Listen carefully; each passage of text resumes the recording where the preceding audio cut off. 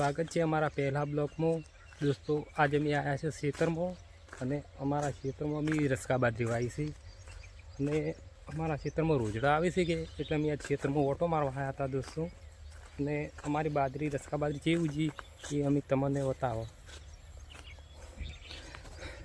જો અમારા રસકા બાજરી તો અસલ ઉજી છે પણ એક વરસાદ આવી ગયો હોત તો સારું હતું। અને અમારા ખેતરમાં બી પાણી અમારે કોઈ બોરની કોઈ વ્યવસ્થા નહીં એટલે અમારે એક વેન છે એમાંથી પાણી આવે છે ગટરનું એટલે અમે મશીનથી પાવો છો। તમને વસ્તાવો અમારું મશીન એ આ રહ્યું અમારું મશીન।